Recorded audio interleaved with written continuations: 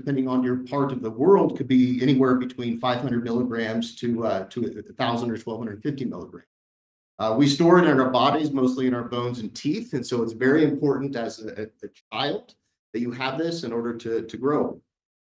And importantly, phosphorus drives crop yields in food system because of its influence on plant growth.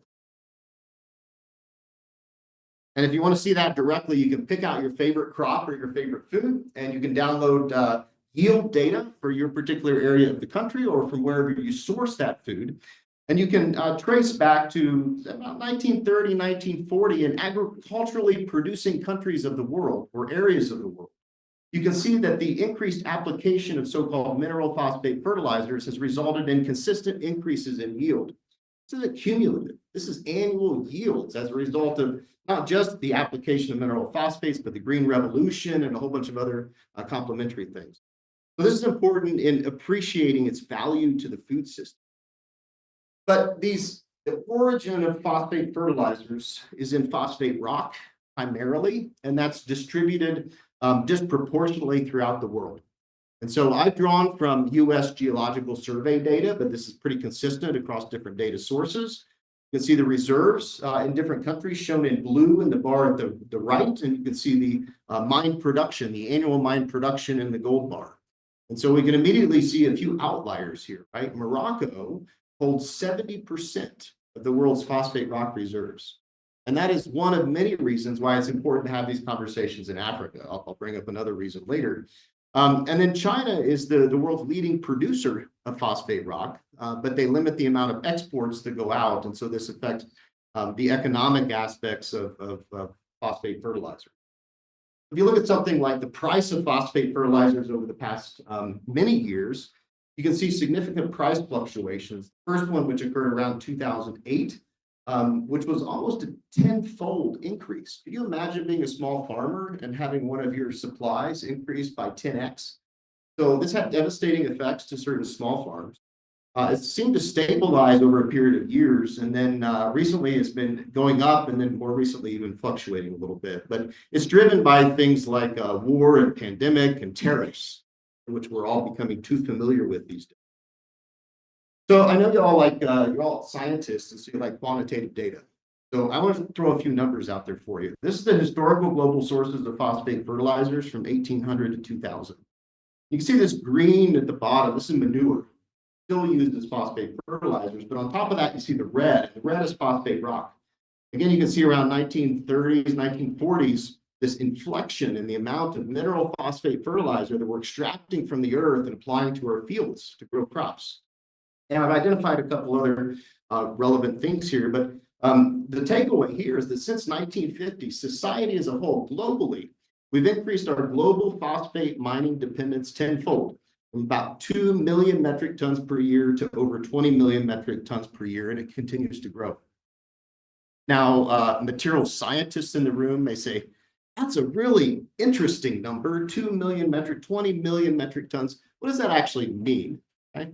And to bring this to something you're more familiar with, and bauxite was also referenced earlier today. We globally mine 380 million metric tons of bauxite per year, from which we derive 140 million metric tons of aluminum. By comparison, phosphate rock is 220 million metric tons, from which we yield about 20 million metric tons of elemental phosphorus. You can compare it to any of your favorite elements. Of course, phosphorus is my favorite element. But compared to your favorite elements in lithium, you're looking at orders of magnitude different. Okay? Now, the interesting thing about this, and you'll see this on the next slide, is that while we're pretty efficient with aluminum, how often do you throw away 50% of your aluminum? You don't often do that, right? While we're pretty efficient with aluminum, we're very inefficient with phosphorus. So in the food system, 80% of the phosphorus that comes into the food system is lost.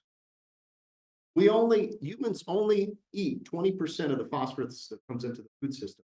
Imagine if you do that with your shampoo. I mean, who in their right mind would throw away 80%, right? So it's something that we're going to have to grapple with as society.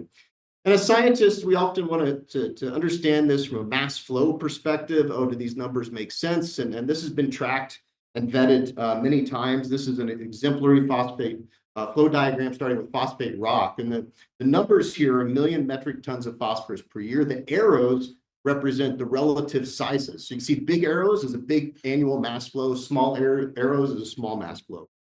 And you can immediately notice a few things about this. If you look at the agricultural sector and you put a circle around it, do a mass balance, you can see that a lot goes in and very little comes out. And this points to the fact that we're building up legacy phosphate in agriculturally productive areas of the world. And you can also see losses of phosphorus to surface waters, which causes eutrophication and harmful algal blooms, and then eventually methane emissions. So it's connected to the carbon cycle as well. And finally, I'm just going to point out humans. Small little box here. 3.5 million metric tons comes in. That's the 20%. But importantly, it's our decisions that affect this entire system. And it's not just your individual dietary decisions that you make with your doctor.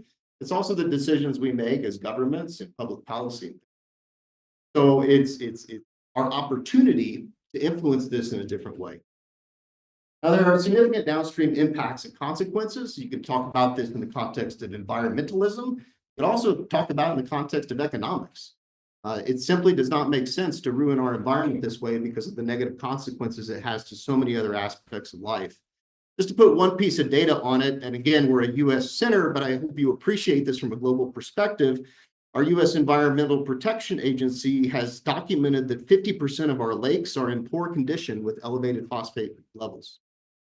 Now, as other areas of the world grow in agricultural productivity, we hope that they don't make the same mistakes that we did. Okay? And that you're in a better position.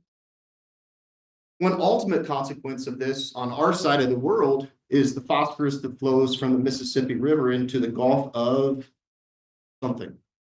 The Gulf region, right? And this causes one of the world's largest hypoxic dead zones where no fishing can happen. So again, economic consequences of that. All right, so what will the future bring? Jackson mentioned that some statistics related to the number of workers in Africa. I bring to you the United Nations data that shows the expected explosion of the population in sub-Saharan Africa. This is, the purple one that's going up very rapidly with a very strong slope. So if what we're doing today in agriculturally productive areas of the world doesn't change when other areas grow, they're going to experience similar problems to what we've had in the past. And this is why it's important to think about a step function in terms of what we do in these emerging areas of the world and their evolving agricultural efforts. And I wanted to make this a little bit more specific. And so I scoured some scientific data and I found down at the country level some specific projections for the amount of phosphate fertilizers that are going to be required as we move forward with that explosion boom, with that population explosion boom. And you can see here the top one would be Nigeria from 2020 to 2050, just 30 years. Over the young life of a teenager blossoming into an adult, you can see that we're going to require an additional 934% in Nigeria. So a challenge in phosphate fertilization is getting it there and then using it sustainably in order to meet those demands for agriculture. And so you can see that the challenges underpinning phosphorus sustainability are challenging. Some people call them complex. And one of the ways that we like to represent that complexity in our center, and looking back to the nanotechnology diagram, we appreciate that the challenges underpinning phosphorus sustainability span 17 orders of magnitude in length scale. Not only are we dealing with the individual phosphorus atom and the phosphate molecule, PO4, all the way up to the scales at which humans interact with technology. Think about farms and wastewater treatment plants, but also up to regional and global scales where we think about watersheds and we think about global economics and public policy affecting some of these flows. And so with the limited time that I must have left, I wanted to show a few research highlights. And I wanted to start at a really big scale and then drill down to some local scale to make it rational. And so the first highlight is a paper that the STEPS team published maybe a year or two ago, inspired by the observation that wars and pandemics influence phosphorus availability and phosphorus prices. And so the team unpacked from a systems level perspective some of the factors and interdependencies in these areas and was not able to show how they influence the phosphorus markets, but was also able to suggest some interventions and some areas for scientific pursuit for groups like this. And one of those would be in improving phosphorus use efficiency in plants. The better we are at being use efficient in plants, the less susceptible we are to those global markets. The second is utilizing legacy soil phosphorus. So if there are any soil scientists in the room, you know this has been a long studied problem, but it's a problem of high importance, in particular in areas where there is a lot of phosphorus already in the soils that can be released. And then the third is in leveraging internal phosphorus recycling loops in manure and wastewater. Our waste, whether it be animal manure, human waste, wastewater, contains a lot of phosphorus, and if we're not actively developing technologies to recover it, it's lost. And the second example comes in a paper that was just published last year, led by Jim Elser, who's literally written a book on phosphorus sustainability. So you can unpack this later by reading his book. I didn't bring copies with me, but we'll bring him to the next meeting for signature. And here in this paper, we take the quantitative phosphorus flow diagram, and you can see this as a graphics rendering at the right. And we say, okay, if it flows linearly from phosphate rock into wastewater and landfills, what can we do to increase circularity? Where is all the massive phosphorus, and what technologies or practices do we need to develop to recover it? And so the STEPS team here categorized a couple of different things. One, ecological prospecting, thinking about how do we take large, complex data sets, remote sensing, and AI, and say, where are all the hotspots of phosphorus in certain geographical areas? You know, in Africa, it may be in a certain area, in the US, it may be in Europe, it may be in a certain area. But the idea is that we don't totally need to be dependent upon mined phosphates. We need to know where we can source it locally. And the second is ecological mining and ecological refining, converting various forms of phosphorus-containing materials to physical or chemical forms that can be put into practical use. This is an area that I know some of you in the room are working on. Jan Ginzer is a chemical engineer here, and this is something that he does. We look at chemical transformations of phosphates, also critical to releasing phosphorus in legacy phosphorus soils. We have a team that's been working on mapping phosphorus flows across continental scales. And no matter what continent you're from, I hope that you can map this idea onto your continent, thinking about combining diverse data sets to get a complete map of where phosphorus is in hydrology or in soil science. And so here we can track annually the amount of phosphorus inputs and the amount of phosphorus losses to water resources. And that's very powerful in thinking about where we want to implement new technologies. We want to implement new technologies where they can make the most impact and the most sense. And the second to last example is in wastewater. And in some wastewater treatment plants, there's a process called enhanced biological phosphorus removal, or EBPR. And in certain parts of the world, this is a tertiary, so it's a final process that's required to get the levels of phosphorus down in the effluent to a point where it's below regulation limit. So it's not everywhere in the world, but it's in many parts of the world. And this EBPR process, for the most part, is pretty stable. The graph that you're seeing there, I don't know how big you can see this on your screens or in the room, but the graph shows, as a function of time on the x-axis, the amount of phosphorus that's coming out of the wastewater treatment plant on the y-axis. And you can see it's low, which means it's working well. There's little phosphorus coming out of the wastewater treatment plant. And then all of a sudden you see these spikes. And so the wastewater treatment operators and the scientists, no one knows why these spikes happen. A quote there is from the wastewater treatment operator that essentially says these bugs, he's calling them these bugs, you think they're going to work, and for the reasons that are completely mysterious, they decide one day to stop working. So it's an unreliable process. And so we can bring science to bear. Right? And so STEPS has developed new microbe sample prep and microscopy methods to preserve and characterize the poly-P structure and the composition. You can see some examples of some of that imaging at the lower right. So this is, in our opinion, some of the best high magnification imaging of these particular phosphorus accumulating organisms in the world. And what we're able to learn is how metal cations co-locate with the phosphorus in certain granules and allow us to quantify that.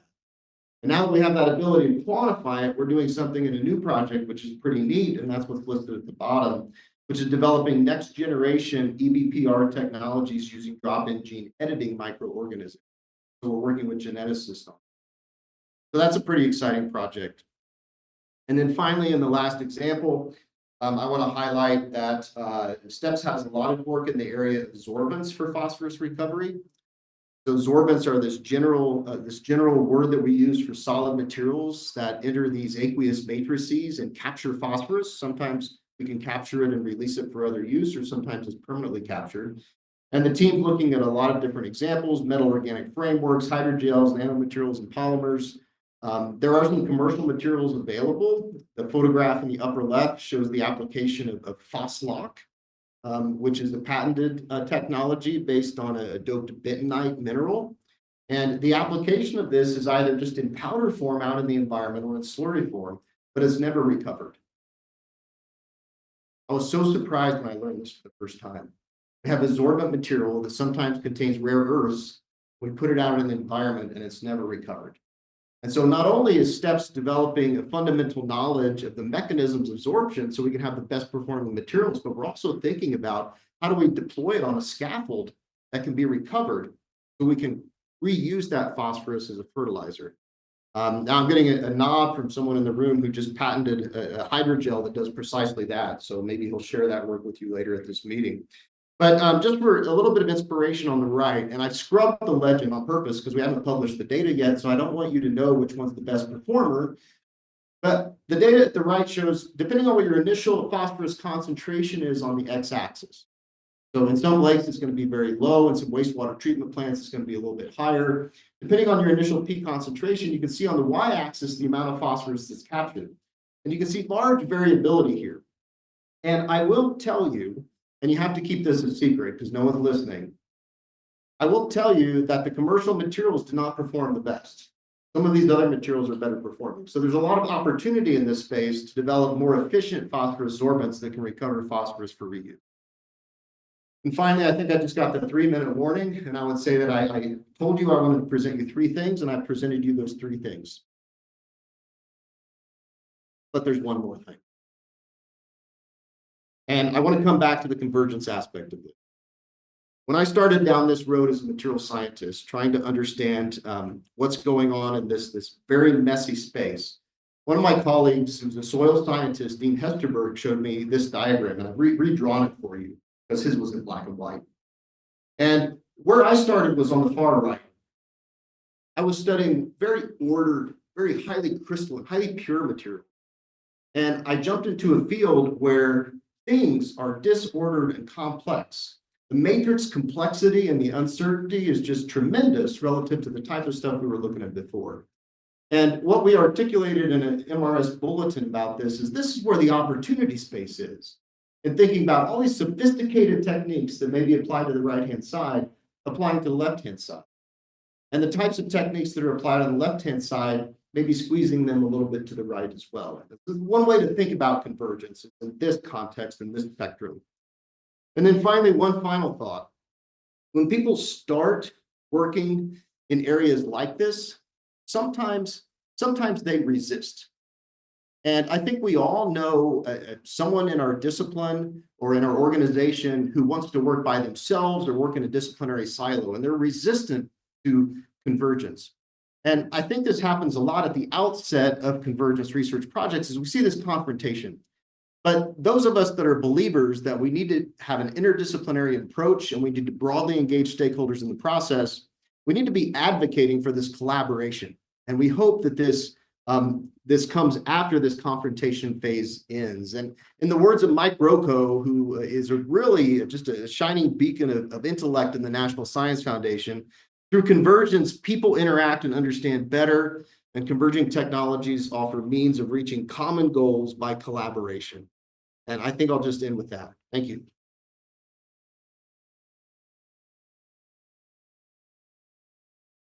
Great. Thank you, Jacob. Yeah, so not switching things are changing rapidly. But Martin got pulled away. So I will introduce the next speaker, Benjamin Kwasa. See, my Swahili is getting better and better.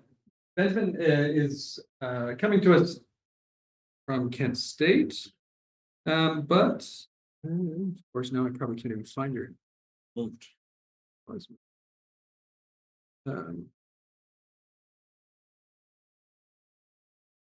Self. You remember what it was? You can start to share that, or you need me to stop this sharing? No.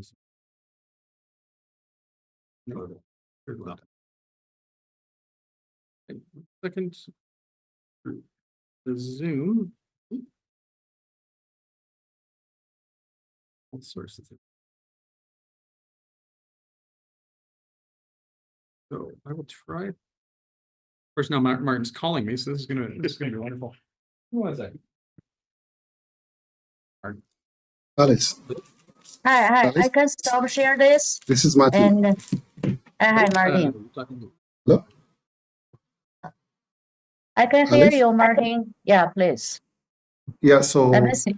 I stop share that one. Can you share the sharing Johan, can you screen? share Benjamin's Yeah. screen? Yeah, Share there. screen 2, not 1. Yeah.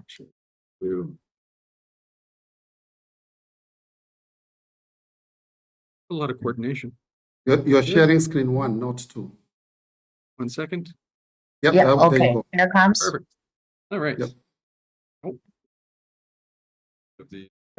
So without further ado, Benjamin Kwasa is going to talk to us a little bit about design, value-driven. Yes. Thank you very much. Martin likes to put me in uncomfortable situations. I think he enjoys very much doing that. So you'll find that my background is a little different, and I'll start off by sharing my background and how I find myself in this place. I am a fish out of water, as they say, but hopefully there's some connectivity that can be made with regard to the thought behind innovation, manufacturing, and particularly its application to Africa.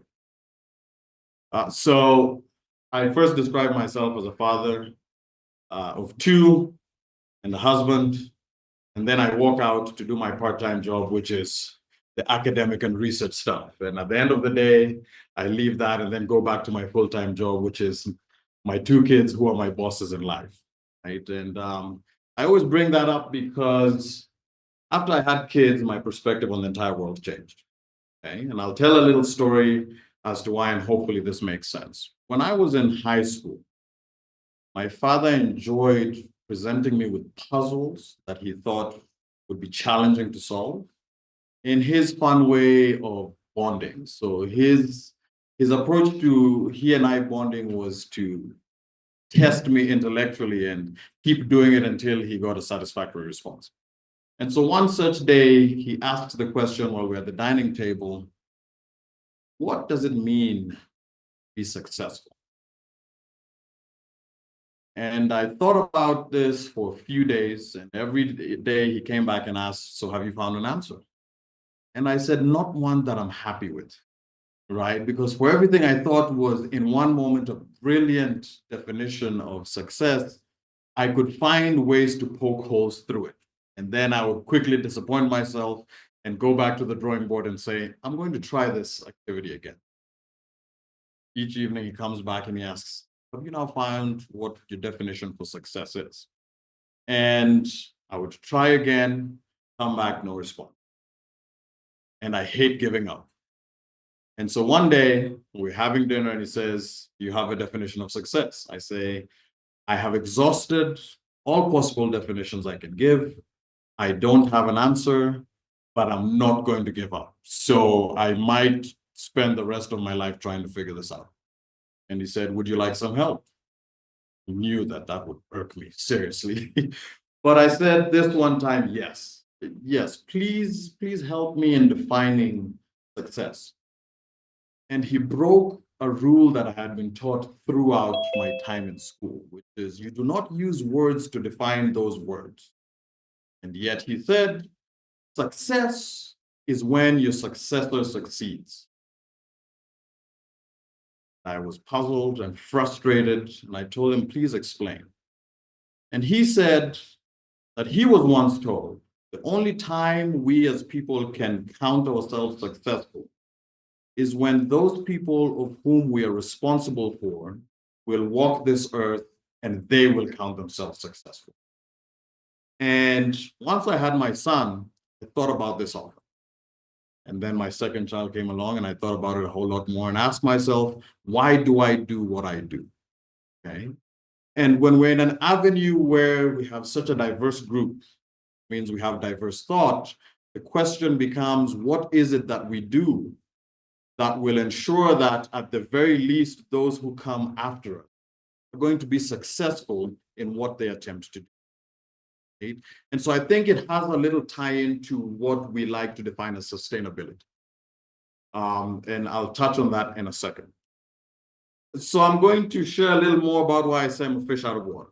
My background is aerospace engineering, and I do complex system design to put food on the table and so that I stay intellectually stimulated. And so with that is looking at systems.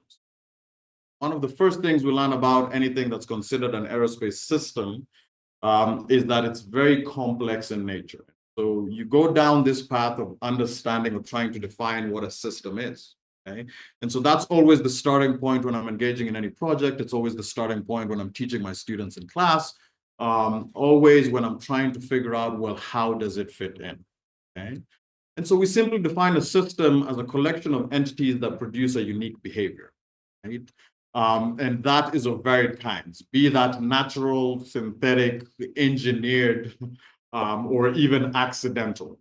Right? When we begin to put things together, and the process of putting these things together creates a characteristic that you would have never observed before you brought them together, we go, aha, we now have a system. Okay? The human body, we define as a system. What I deal with day in, day out, right? Different aerospace systems, aircrafts, fighter crafts, drones. We characterize and define in much of the same way. That is the last time I'm going to put a mathematical equation there. But it's what we use in order to define, test, and then quantify relationships that exist that allow us to confirm that indeed what we're looking at is a system and one worthy of the attention that we typically use when we are addressing a system. The second thing is value. What is value? Value I define as being able to elicit or extract usefulness from an outcome that we're interested in, right? And so we begin to put together building blocks of what we hope at some point is going to lead us to sustainability, right? And so we can have systems that exist outside of having or extracting value from these systems, right? And I think the ideal state is when we can combine these two things, where we can identify systems, we can create systems, or we can have the intent to create systems from which the result should be we can identify and use some aspect of value from its behavior once it's created. I have only very recently started exploring the idea of sustainability because Dr. Thuo loves to pull me out of my comfort zone. And we've had lots of discussions as we do when we get together. And he works in materials and chemistry and I in aerospace engineering. And on the onset, there might seem not too much in common with regard to what we do. But as we continued having discussions, we discovered that a lot of what we do has characteristics that are similar, even though the domains in which they exist are often never interacting. And I think this is the first time I've been in a room with so many people that have intimate background in manufacturing and in materials and chemistry. That almost never happens in my life. Okay, in most meetings I'm in, we're going to be talking about aerodynamics, we're going to be talking about structures, and we want things to be the most powerful they can be and go as fast as they can be, and often ignore the rest of the environment, right? But when we look at what characteristics we have in that environment, I've been finding there's a lot of similarity with regards to what happens when we provide systems their context, right? Something that I have observed in other areas of life, be that government, be that justice, be that political action, or even social interaction, is we are resistant to change. We are very resistant to change. And in the work that I do, something that we acknowledge is change is absolutely necessary in order to maintain desired outcome. Right? We typically design aircraft over a period of 10, 15 years. Right? And then upon the design of aircraft over a period of 10 to 15 years, they stay in service for decades. Right? The longest production aircraft known to mankind is a small aircraft known as a Cessna 150. Okay? Some people might be familiar with it. If anyone has ventured down the path of trying to get a pilot's license of any kind, that's often the first aircraft you put in, right? Cessna 150 is a small two-seater aircraft with a piston prop engine. Most of the human population will never interact with it, nor will they know what it looks like. But it is the longest running production aircraft known to mankind. Started in the 60s, and we produce them till this day. The only way that is possible is to make sure that in as much as it stays the same, it has to constantly change. Keeping a Cessna 150 in the exact form that it was designed in the 60s would make it obsolete in this day and age. So a vital part of aerospace design is ensuring that part of the design process is accounting for the fact that if we're going to continue engaging in a certain activity, we must make sure we constantly innovate and change it to match up with the context. And that context is the environment in which it exists. Okay?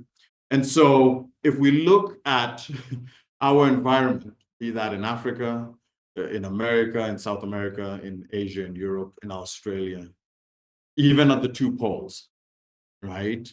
There is a lot that stays the same, but there's even more so that is changing. And so your ability to maintain usefulness of anything you have in this environment has to go with the confrontation of change that comes in one, the other, or both. And so when we think of sustainability, I think of it in terms of three key characteristics. The time scale. Okay? Systems engineer, and as an aerospace engineer, I'm interested in timescales because something can be deemed effective if it only needs to work once, right? When we study ballistics, missiles, and rockets, we only need it to work right one time, right? And that's considered very successful. If my Cessna only flew the one time, that would be considered highly ineffective. Yet these two things share a lot of fundamental knowledge, more than they have differences to them, right? In fact, the groups of people that create one are often people that have trained with those that create another, right? And so we find within the realm of aerospace engineering that the time scale is very important into defining, can I maintain this activity? Right? And I think it implies in this case where, as has been mentioned, we are looking at environments that are in different points in time from a technological advancement perspective, from a demand of resources perspective, from an availability of resources, and from the utility of those resources, right? And so timescale becomes very important as we consider, well, what does it look like to engage in sustainable innovation and manufacturing in Africa? As that benefits not only the continent, but the rest of the world. I've mentioned briefly the change of state. And for us, change of state has to be perpetual. As soon as we discover a new state, or as we refer to it in math, equilibrium, we are on the task to seek out the next one so that we're not caught on the back foot. Right? And I think that's very important to consider in terms of the discussions that we're going to be having throughout this meeting. And then the observable duration. Right? How long do we intend for this activity to stay in place or to change? So from a system design perspective, one of the key things we look at when you're trying to define a system is, what is its useful life cycle, right? How long do I actually intend to use something in its current state before I retire it, right? In system design, we say you're not done engaging in the design process until you have a plan for its retirement, right? Or in other instances, until you graduate it to a different state of usefulness. Right? And so as we have these conversations and as we talk about the grand picture, mine is to just share that the planning that comes ahead, right? The effort that goes into saying, can we acknowledge that the intention that takes place before you engage in the execution becomes as vital as the execution itself, right? And then becomes important as you maintain this activity throughout. Right. So as you engage in problem solving, as you engage in innovation, it becomes so important to always go back, revisit, and say, are we still trying to tackle the same problem? So what does it mean to build systems that sustain both people and place? This is the question that I was asking myself when I was invited to come share with you guys. And in the context of Africa and the savannah, where we're going to spend a lot of time, what does it truly mean, right? And so you'll have a session later that talks about both machine learning and AI.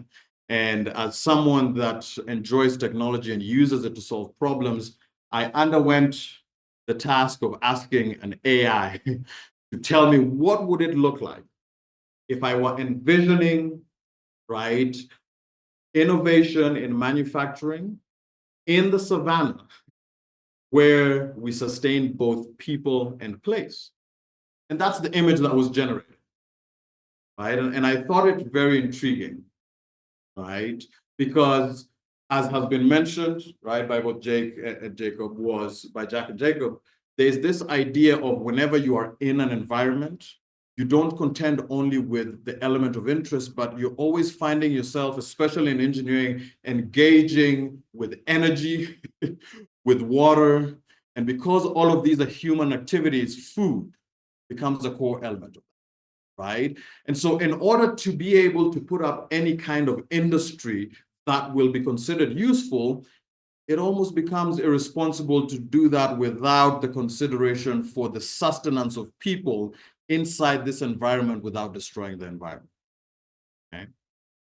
And so I now want to share a motivator for a lot of the work that I engage in and I always go back to. A few years ago, more than a few years, over 10 years ago, I had the benefit of working on the design of a commercial communication satellite, geostationary satellite. As an aerospace engineer, this is some of this. And I was exploring the differences between what we consider successful systems and systems that are not successful, right? What's the difference between what we create that we find such value in and the things that we create that are considered failures in exercise or that are considered largely not fit for the environments in which we try to adopt them? And I stumbled upon works of Mike Griffin, who worked at NASA as a program manager for quite some time. And he shared a talk in which he described what he liked to call elegant systems. And elegant systems, as he described them, had 4 key characteristics that we should seek out whenever we engage in trying to create something new. And I always use this as a way to evaluate, have I attained a state of elegance? Am I working towards a state of elegance? Or am I veering off the path that should be sending me down that path? The first characteristic is effectiveness. The question is the thing we are creating effective? Is it doing the very thing that we intended to do once we create it? The first question we get to ask ourselves, right? Now, as I have done literature reviews in systems engineering and evaluated different projects and trying to institute it in my life, I have found that often as engineers, as innovators, and as scientists, we fail to properly ask this question. We are quick jump to number 2, which is efficiency, right? We love to measure, right? And we love our numbers. Numbers are easy, numbers are beautiful, and numbers tell us the stories we like to hear. The first one is a question of how do we determine what we consider effective? And we engage in this process by understanding who are the beneficiaries of anything we want to create. So we call these people the stakeholders. And so one of the first things we do when we're engaging in any exercise is understanding, well, what do our stakeholders need? And who are these stakeholders? Whenever I teach my students in class, I'll ask this question: who is a stakeholder of a system? And it takes the same flavor year after year. I ask the question, who is a stakeholder? They will give the initial same response. The owner of the company. It is the manager of the team. It is going to be the employees that are working on creating something. It is going to be those who purchase the product, right? Those are the typical answers. And then they silence. I say, we haven't exhausted the list. And slowly they begin to confront, well, who else could it be? Right? And they'll eventually get there. Say, okay, if there's a company that's trying to create something, we don't do it in a vacuum. We live in a society, and that society, right, has an engine known as government, right? And therefore, those become stakeholders, because we don't create engineered products in vacuums. We create them within societies that have rules with regard to how we can create, engage in certain things, right? And so you have this bigger conversation of whether or not they're purchasing your product by mere virtue of the fact that they exist in the environment in which you're creating it. That is a stakeholder to the thing that you're trying to create. And so have we asked the appropriate questions to these stakeholders of what they would consider to be effective? I was once in a graduate class, systems engineering, had a wonderful professor who gave an example of failed. This is the example he gave. He said, I once worked in Kenya. We had been deployed to start up a fish farming project, Lake Turkana. Lake Turkana is in the north part of the country. It is a freshwater lake surrounded by desert. Okay, just to provide some context for those that don't know where that is. And he said, part of this was identifying that this lake is full of fish, right? Absolutely full of fish to this day. And so they said, given the rest of the area is surrounded by desert, we can help those from that area by converting them from being nomads who take care of cattle to fishermen who can just live off the lake. And so they raised funds, they came, they built a dock on the lake. And then they built a huge market where fish can be brought to the dock, where it can be sold, and where the locals would then have a thriving economy. They then built 2 types of storage units for storing this fish in case there is some fluctuation in demand so that it doesn't go to waste. They built salt storage units, and then they built refrigerated units. And they said they trained locals on how to do it. After 6 months, this project was handed over. They left. 2 years later, they had the opportunity to come back and see how the project was. And everything was abandoned. And his conclusion to the tale was, sometimes, regardless of how good your intent, a well-built system will fail. And that is not what I got from it. So I raised my hand in the back of the class. And I said, thank you so much for using an example from my homeland. I appreciate it. And then I asked, did anyone in your team ever ask the locals whose activity is rearing cattle in an arid area why they choose to do that? And he said, no, because it's difficult. They have to walk for miles, and these people are away from their homes for weeks, sometimes months, looking for green pasture in a very arid area. And so we thought that surely cannot be, right, the path to success. And so I said, devoid of the context of the environment and the culture of the people there, I agree with you. Built a perfect system that you deployed and failed. However, if you'd have asked them what bearing their activity has with their personal identity and their culture, you would have realized there is seldom a greater insult than to tell someone whose entire identity and way of life has been passed down from generation to generation that the thing they are doing is meaningless. And so the problem was not the system built, the problem was the lack of understanding of the environment in which they were trying to develop the system. And so some people took away the face value lesson. Fortunately for me, understanding the context, I took away a lot more from it, right? And I often think about that as well. When we ask the question, is this effective? It is not merely just about the thing that you engineered, but it is also about the environment in which you intend for it to be used. It is about the way it interfaces with that environment, the way it utilizes resources, or how it creates unwanted outcomes. And I'll talk about that in a moment. Does your system seek out efficiency? Right? This is opportunity cost. How much are you spending for the gain? Right? And it's as simple as that. And so, as an aerospace engineer, the aerodynamic specialist will say, how much lift does my airfoil generate for the amount of drag that it is producing? We consider lift the benefit, drag the cost. Right? The structural engineer will ask the question, well, what is the yield based off of the weight, the structure? I want it to be strong and light. The propulsion engineer asks the question, how much thrust is the engine producing for the amount of fuel it gets to consume, right?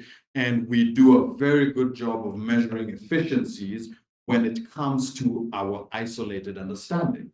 It becomes a little different when you're talking about it in the context of the environment in which it exists, right?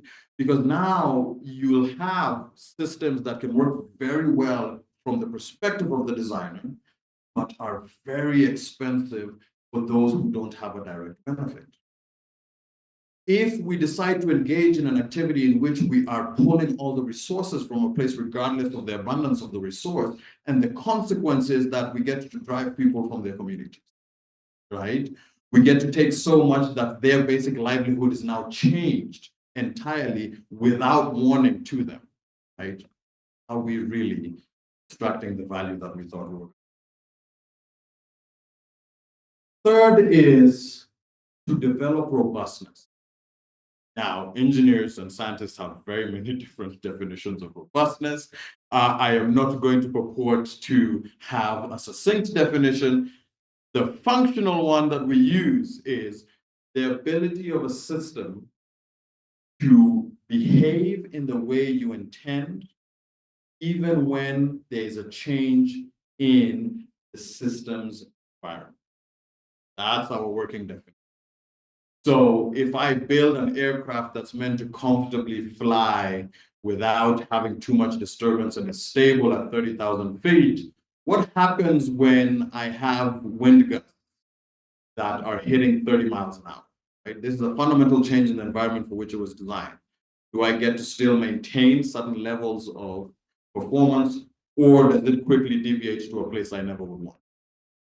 And this is where this cyclic element of design comes in. It is important more so now than at any other point in aviation history, because the climate change that has been talked about is actually being observed in the amount of turbulence you experience when you fly. If any of you have flown from Europe or from North America to Kenya before, and you track the experiences and how smooth your flight has been, there has been a steady increase over the last 20 years of the amount and the velocity of turbulence that you experience in flight.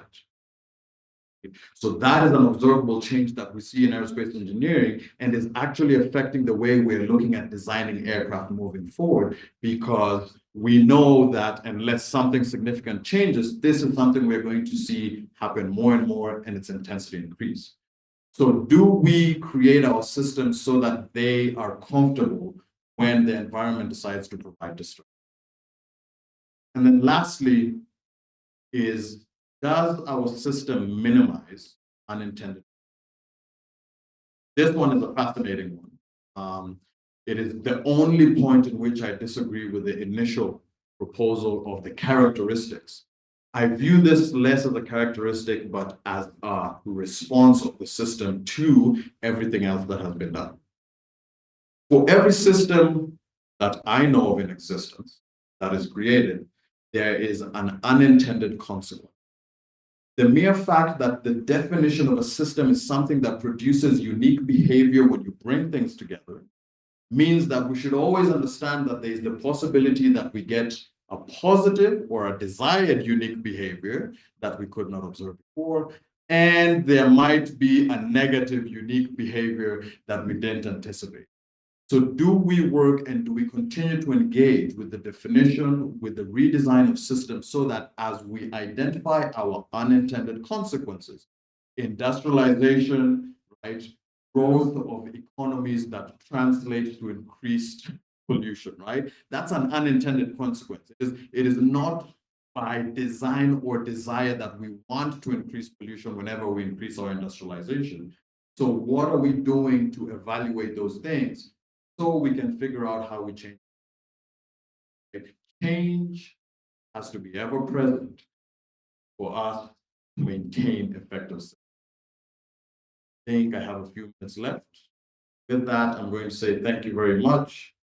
Leave you with another generation of AI of what it considers, right, a true sustainable integration of innovation and manufacturing in the savannah. Thank you.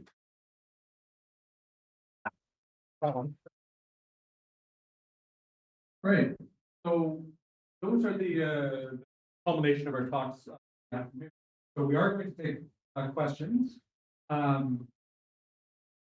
First, and then kind of open it up for any of the other questions, and then we're going to take questions from the online audience. So, is there any questions for?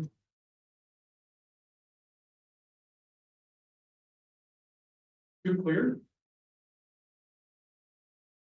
Any other? Sorry. Any questions?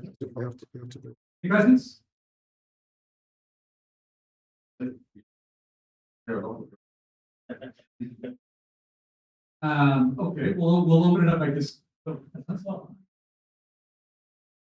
Almost made it. Oh, thank you so much. I want to ask a general question for you and Jack. So, we are speaking about Africa. So, how do you think about the raw materials in Africa? Is you are giving to other countries just for integration or its competition? So, in my thinking, I'm thinking it's like some sort of collaboration and some sort of integration. So we have to think this way to build up some good connection. So I may want to hear your point of view. Go on. Yeah. That's a great question. My perspective is highly going to be based from a system. As has been pointed out by Africa has lost. We love to call them raw minerals and raw materials. I just think of them as resources. It is unfortunate that in as much as we have these resources, we do not engage in majority of the activity that translates them into consumer goods. So majority of what is harvested is sent away, is processed, repackaged, and then we have to purchase. And there's several examples of that. We can start with coffee, tea, go down in just Kenya, right? Coffee, tea, pyrethrum. We can go down the lane, jeans, materials, right? And part of that is an engineering and a science issue, but part of that is also a societal issue. And by that, I mean the structures that are put in place by the agreements that we make that either are not beneficial to both parties, or in the cases that we acknowledge that at the time they were instituted were not beneficial to both parties, carry clauses with them that make it so that trying to disengage from that initial agreement means that you are now violating some kind of contractual obligation. And so there's penalties that are put in place, some hidden and some very overt, that make us think twice about changing. But I think the opportunity that we have is, as we, the scientific community, discover more about materials availability and the way technology can result in vast change our environment and our ecosystems. There's opportunities to engage in new activity without having to step on, right, the toes of those that came before and may have put those. That's just my evaluation from everything that does not have to do with the science, right? I think a lot more of it in the continent has to do with society and the rules that have been put in place that are preventing what we want. Okay, fantastic. You're going to transition. Question that you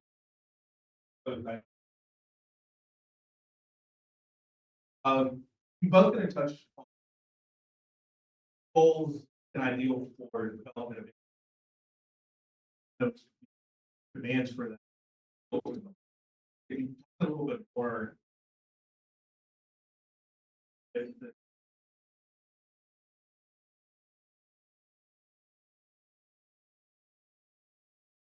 Excellent. That's a great question.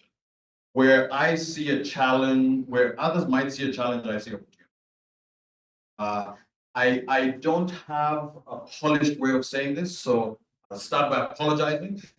I'll speak from my experiences and what I observe. Okay. My family runs a farm, and we are often looking for people to come and work, age and assist with different. And not too long ago, we had a young lady that came to us for an opportunity to engage in farm work. Very well spoken. She was just coming to assist in doing a little bit of record keeping. So she was invited over, actually a month ago. Never met this person. I just so happened to be helping with something.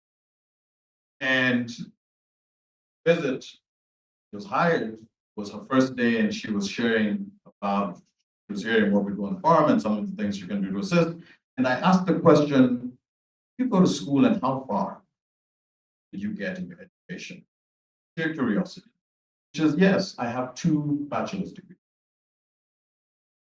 And so I said, okay, what are those degrees in? She says, I first went to school and got a bachelor's in information technology. Looked for work and looked for work. And so a family member was so kind enough as to send me back to school to try and get a different degree so I can find. That's phenomenal. What's your second degree in? She says, I just graduated 2 years ago with a software engineering degree. Looked for work, haven't found it.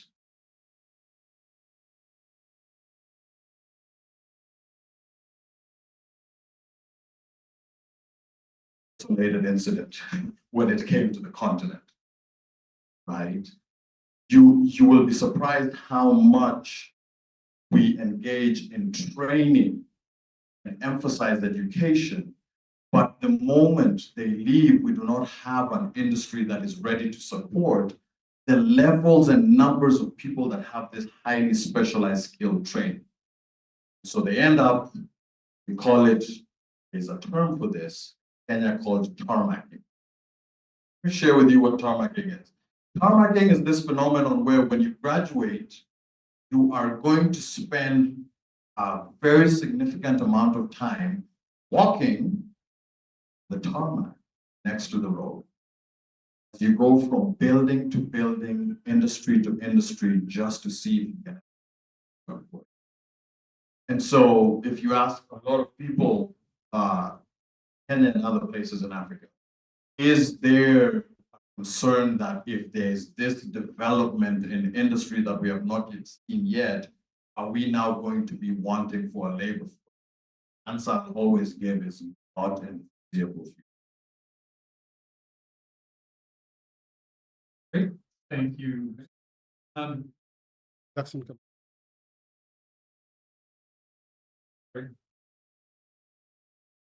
Yeah, it's just a quick, completely and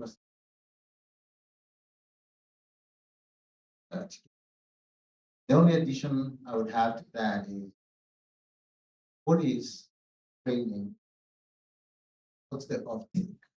And I think this is where being interrogative in training program, education system, aligning that where we see these have to be globally competitive. Nobody's coming to save you. So if you don't identify where is it that you train, that you have an edge, and how that edge then drives the kind of thinking from an education standpoint, to enable that you have now system type of thinking, understanding these are skills development that are needed for the kind of offtake and opportunities that we see in the market. Thank you, Jack. Okay, any other questions from the audience here?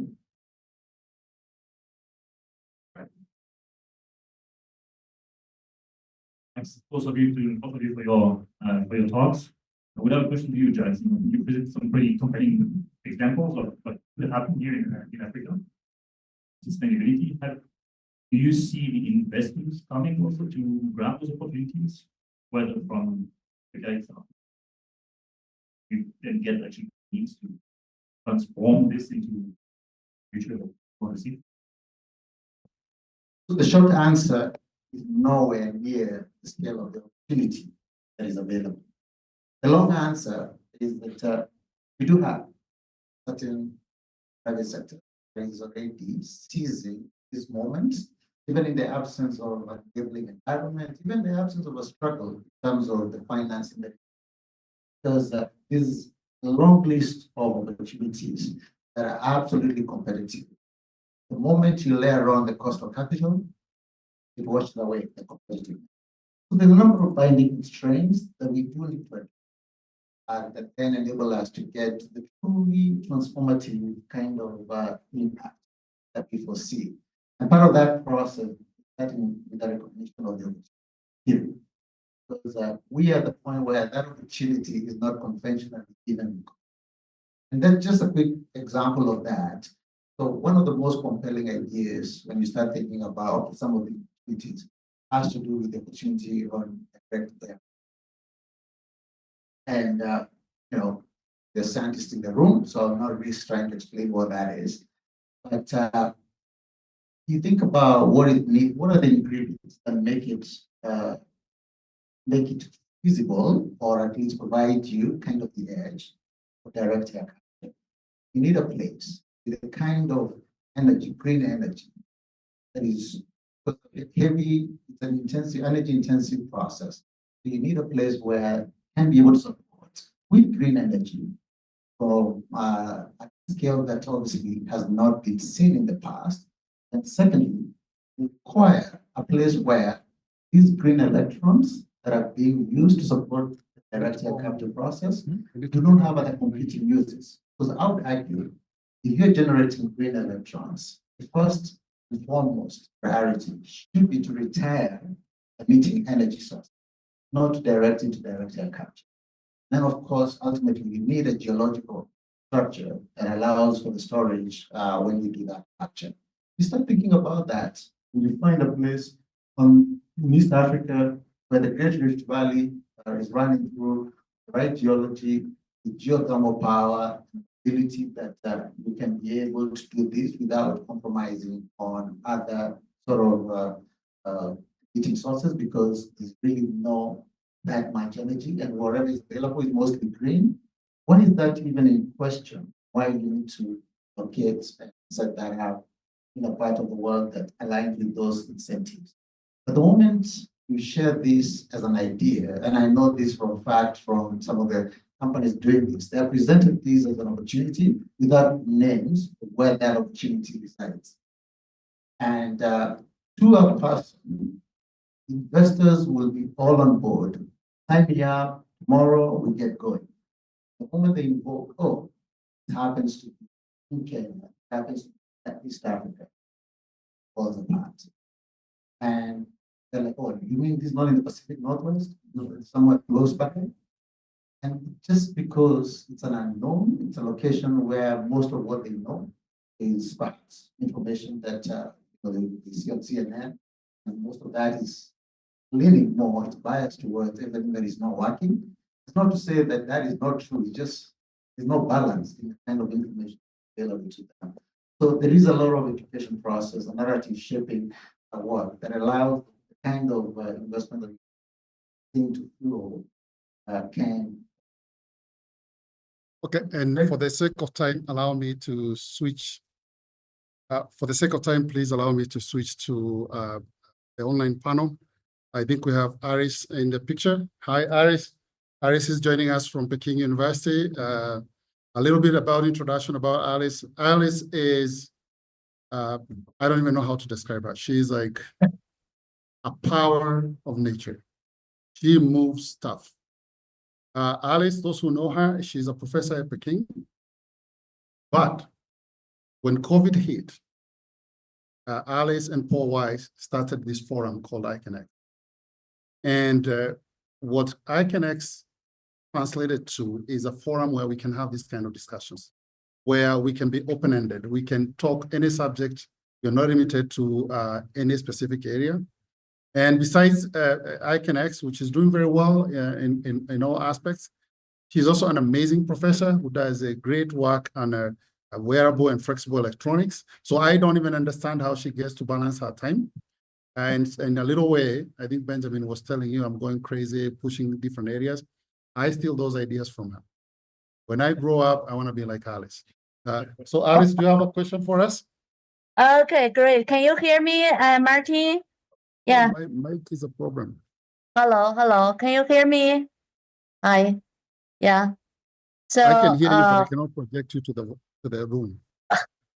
okay, it's okay. Maybe you can translate my question and broadcast that. Say hello to all the friends and Okay. Africa. I'm so proud of Martin make this came true and really exciting for all these talks. Actually, I do have a question as for the speakers, for both the speakers. So how about the opinion for the artificial intelligence? Now, AI is such a hot topic and almost hit every areas.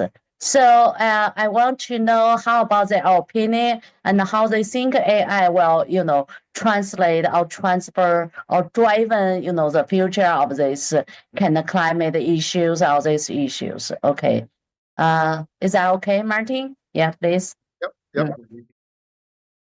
And so the question coming online is, what's the role of AI with some of these? I point back to one of my slides where I mentioned that some of our team have been working on combining diverse data sources, data streams, to understand using machine learning, which with AI, where phosphorus hotspots are, geographies. So we also have an initiative called Convergence, where we combine data from different disciplines, questions for certain underground water resources or minerals and things like that. So I see it pervasively, I think, throughout all of these different application spaces. But I'm not sure that there's a global approach. I think that I'm thinking it's going to be specific to specific problem statements. I'll pass this off to anyone. Well, I think I will look at it from, we were talking about the potential in terms of renewable energy on the continent. And talk about AI, there is energy intensive computing needs to accompany. And we just so happen to align, with the whole AI setup, with data centers, AI training. That whole industry happens to tolerate the kind of, latency sometimes we find with that grid. So it becomes actually a low-hanging fruit as an off-taker of the renewable energy that is available in this part of the world, setting it up as sort of one of those opportunities that enable the investment again. When you do that, is nothing that stops you starting to progress further along the value chain. Because for those who may be familiar with Kenya, Olkaria, which is about 2 hours away from here in Naivasha, is one of the locations that most of the thermal generation in the country resides. You have to set up data centers in within that neighborhood. You have an adjacent town in Naivasha, which to prevent that make Naivasha essentially expensive. And by so doing, you start realizing all these digital jobs, all manner of different opportunities that start to emerge, and you create an ecosystem around that. It becomes somewhat of an anchor and bring other innovations around. That's sort of the longer term, more broader thinking that when you think about AI, think about the structure that needs to accompany that, how that leverages the competitiveness of Africa's energy resources, renewable resources at that, enable that can. Right. Thank you very much. Alice, you have another question or any other question that came through the platform? Yes, maybe this can be, a following questions. I was thinking about, as AI was coming, will be push for more collaboration, in the interdisciplinary or in the international, and this scale. So yeah, so how about the speaker think about this week? Will be this enhance the collaboration, or be this can be maybe not that important for the collaboration? Yeah, is this? Just a clarification question, what you're asking, the fact that we may be data limited, we're often Yes. data limited, and that limits the applications of AI. Yes, I'm thinking this way. Yeah, because AI literacy or AI application, it's in availability of data. One of the things that we're seeing in the US now is the turning off of certain government data sources. I don't know what's happening throughout the rest of the world, but I think that this further perpetuates the problem of our access to good data. So I think that should be a separate and equally important conversation. And actually, we can jump on that. One of the things that Aris, we are very keen at IronConnect is bringing people together. Although we may be limited in data, one of the things that AI can help us is to bridge fields a little bit faster. Because the days of reading volume of books and guessing which one is going to be okay, nowadays a chat GTP. I can go to one of those and Benjamin send me all the system engineering stuff. I have no clue what he's doing. But then, as he showed, we can communicate, although we are coming from very different fields. So some of the limitations in our fields, if we scientists take the initiative, we can use AI to our own benefit. We can use AI to venture into fields that we are not very good at, but we can find the right people. Right? Okay, great, Martin and Jack. Thank you so much for answering my questions. That's all. Yeah, thank you. All right, thanks everyone. Okay. All right, thanks, Aris. Bye.